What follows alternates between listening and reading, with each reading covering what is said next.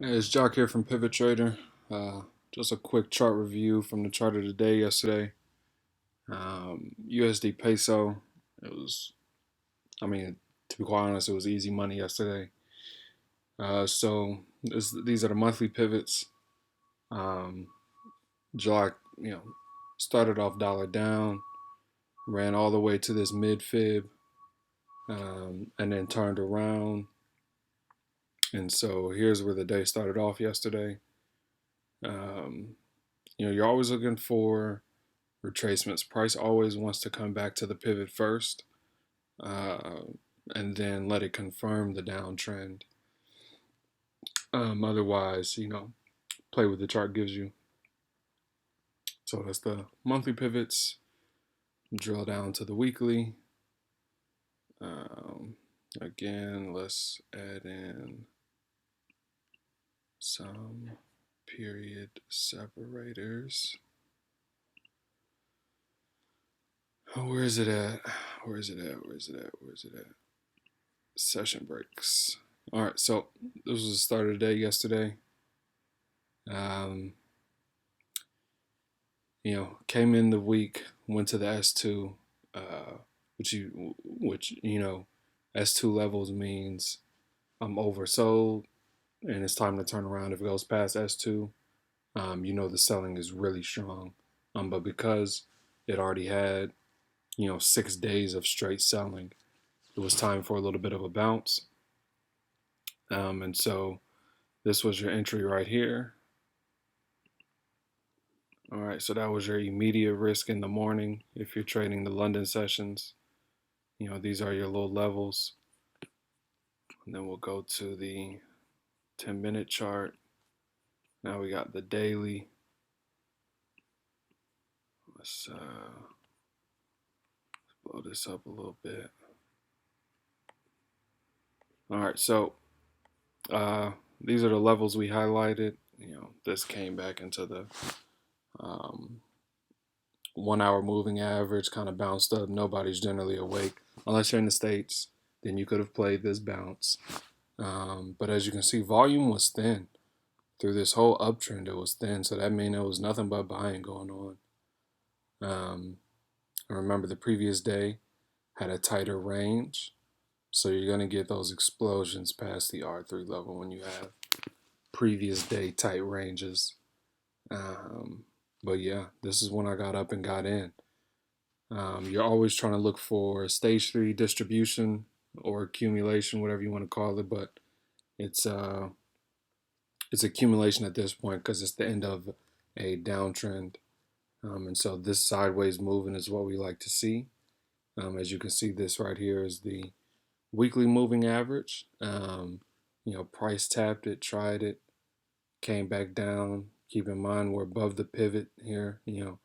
Failed below, came back above. So we're thinking bullish for the day. And as soon as it breaks this level here, I tend to get in on the bottom. I like to mitigate my risk. So, risk here is, barely 200 pips. You call it 200 pips. And you're riding that sucker up. Bam, 2,000 pips. That's a move. That's 10 to 1. That's easy. Right, straight to the R3. Now, a few things. You can let momentum take you all the way, and you just keep eating until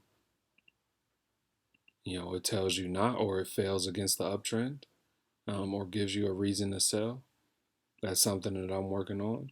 Now, this red dotted line, that's the point of control, pretty much where sellers come in and say, no, no, no.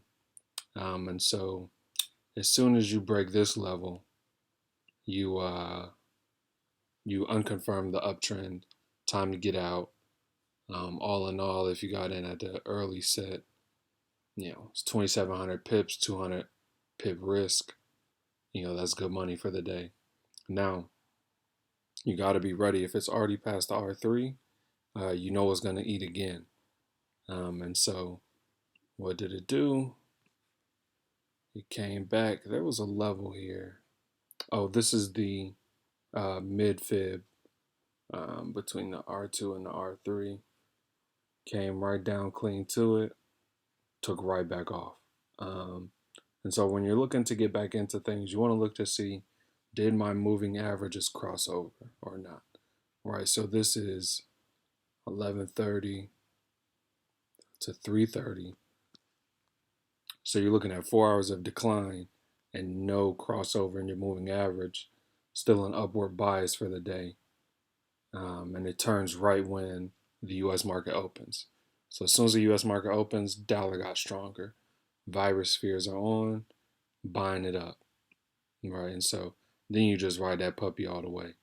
Now me, I would, I don't like riding things to the end of the day. So you get in here. It's safe to get in at this point after it retraces, after smacking right into this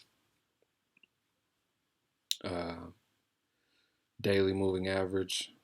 Now you got some set risk, and then you're just riding that joint until it tells you otherwise. I mean, it's clean. What can you do about that? It's saying all I want to do is go up. And then you close out at the end of the day. That's good money. If you just get in here when price kind of confirms itself. Oh, wrong. You're looking at, 200 pips a move for, another 10 to 1, basically 12 to 1. Two extremely risk-free trades. And if you're feeling spicy, you could play the down move. Getting in on the down move is a little risky. I wish the fibs were still up. I think this may have been like the last extension or the full extension of the day. So, yeah, that's the chart of the day. Peace.